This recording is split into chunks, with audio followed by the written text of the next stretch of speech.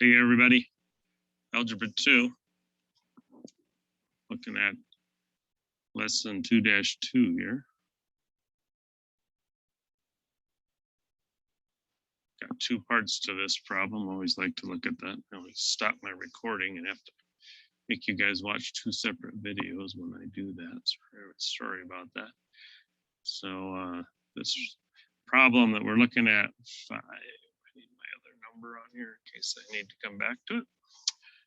Thanks for bearing with me there. All right, now we have a table below showing an average temperature March to October, and they say let x equals 3 being March and 4 is April.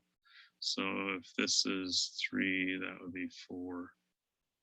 5, like the month number, is what I'm getting from that. Okay. And that's the x. So that's like the time. And y is the temperature. That makes sense because the temperature depends on the month. So y would be the dependent variable, x is the independent variable there. So anyway, it says if you look below, which of these graphs would be the one that matches the data? So, if you think about this or just look at it, in March, and that would be the furthest to the left, the 66 would be a high temperature, then it drops down lower here, and then it comes back up again. So looking at those y values, and then the one on the end, the 61 is not as high as the 66 that you started with, it's lower. So that looks to me like this graph right here, just by looking at some of those key patterns and trends. So let's scroll down and see if that's correct. All right, then we had a part 2. So now what it says is the regression equation. So some of you may have had to use this, or if you really took the STEM project in topic 1 for my class and did it to the highest level, you may have already done this. So we're going to go over to Desmos and run our regression here. You can do this in a graphing calculator too, but remember, here's the data points we have. We have 3 up to 10. And then the temperatures, I need that list. So I'm going to write them here so I can see them in Desmos: 66, 64, 62, 57, 55, 56, 58, and 61. Let me count, make sure I got them all. 3, 4, 5, 6, 7, 8, 9. Yep. All right. So there's all those points. So then we hop over to Desmos, run our regression. And then what's it say to do for the regression? It says type an expression using use variables, decimals, and any number round to the nearest. So, I don't see where it says which regression to use, but I definitely would say this has more of a quadratic feel to the graph when you look at it. So I think we're going to just automatically do a quadratic and come back and type it in. We'll see if that's what it wanted. And it says round to the nearest, and I happen to just look at that before we leave here. Round to the nearest thousandth. So tenths, hundredths, thousandths would be 3 decimal places for rounding to there. So again, let's hop over to Desmos. I'll show you how to. Let's see, I got to get out of the matrix calculator. I don't want the matrix calculator, I want the graphing calculator. So let's delete that, go here, click on the graphing calculator. Let's see, I can erase some of this up here so you can see what I'm typing in there a little better. We're going to add the table here. And again, what were my x's? They were, let's see if it'll let me just type all those in. 3 to 10. 3, 4, 5, 6, 7, 8, 9, 10. 3, 4, 5, 6, 7, 8. Okay, got them all. And then my y values here. I had a 66. If I can read my writing over there, 64, 62. Any of these numbers that are off will give us the wrong equations. So you got to be really careful that you get them all right. All right. 66, 64, 62, 57, 55. I'm just looking at the graph or the table and the numbers I type. Sometimes my fat sausage fingers do the wrong thing there. All right, then you go down to the next open row to type in, and here's where the formula is a little bit wonky. So just pay real close attention to how this types. Since, again, I think since we have a quadratic, and we could look at some other ones and tell, but it goes like this. So y1, and that's because up here in our table, the y values, our answers were the y1s. And then the tilde. The tilde is a shift in the key to the left of the number 1.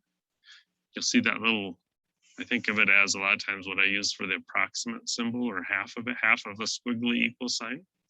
And then for quadratic, we have our a, the coefficient of my x, but in this, we're using the x's from the table. So that was x1, x sub 1, and the shift 6 squared, arrow to the right to get out of the exponent. And then plus b, that's the coefficient of my x, but again, my x sub 1, the point from the data table. And then plus c, the y-intercept. So if we, oh, there's my equation, or my graph. So my data points are up here. If this table is getting zoomed in and you're kind of you can't see all those data points in there, the little wrench up in the top right, this is graph settings. If you click on that, you can manually adjust these, because when I zoom in and out, it does it in proportion. Sometimes I can get it to do it with my fingers, but not always. So what I do is, again, I'll get it on my screen. I'm going to go up to that wrench, the graph settings, and then I'll just manually adjust these. I like to have a little bit of negative in there myself.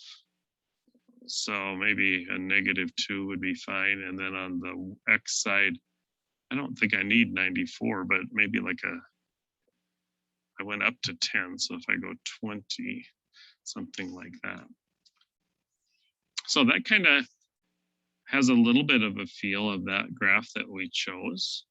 If you look down here, they give you the equation. So your equation down here, when they run the regression and they find the best equation to match your data points, to the nearest thousandth, my a, the number in front of the x squared, was 0.577, and then there was a 3. So I'm going to leave that second 7 as a 7 and not make it an 8.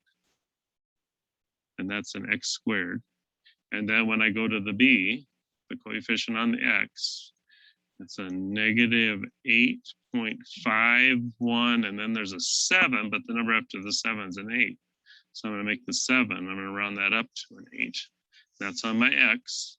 And then my c, that's my y-intercept, remember? And that goes here on the end, the 87.3 decimal places, 81581. Then there's a 5, but there's a 5 after it, and standard rounding says if that number after it is a 5 or more, you round it up. So that's a 6. And so there's my quadratic equation. This regression coefficient right here, that's the number that tells you how well of a match your equation is. This regression formula here is to the data. And a lot of times they like to see that if it's really good, it'll be around the 95% mark. Let's just put in what we would get and compare that R squared to if it was a linear, what we would have, and just out of curiosity. This 95% isn't exactly, that's just my casual way of giving you a way to think of it. So let's see in a linear. So y sub 1, tilde again, shift, and that key to the left of the 1. A x1 plus b, that would be a linear. And look at what that R squared value is there. It's only like 0.38. So that linear, that's not very good at all. takes the distances that the points are above and below the lines and gets us as close as possible when you average all of them together. So the quadratic was definitely a lot better. When you look over here, again, if you look over here and you compare those, but that kind of makes sense anyway. The points look like they're going up and coming down and then going back up, which seems more like a parabola. All right, so sorry, I'm kind of explaining a lot more than you needed to know there. But bonus learning. All right, so back over here, we were supposed to get the equation, and I wrote it on our screen there. It was 0.577x shift 6 squared, arrow to the right, plus 0.577x squared, yeah, and then plus, no, I can't read that, it's a minus 8.518 x, and then a plus 87.816. We'll check that, see if it's what I wrote down anyway. I believe that is what I wrote. I don't know though, that regression seems awfully funny there. It says, type expressions using x as the variable, use integers or decimals for any numbers in the expression, use integers or decimals for any number round to the nearest thousandth as needed. All right, we'll see what it says. That quadratic regression feature on your graphing calculator to find it. Oh, you know, sometimes there is one other feature on the Desmos calculator for the regression. I thought we had to adjust, but I don't see it. All right, I think I'm gonna go stop or pause.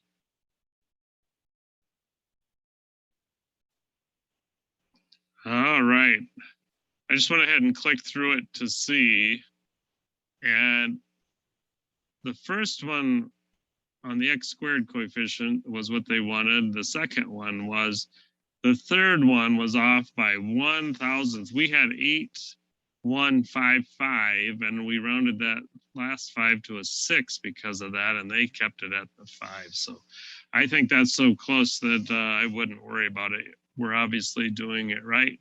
If you have the same thing happen to you, that's all right. So with that, we'll go ahead and move on to the next problem.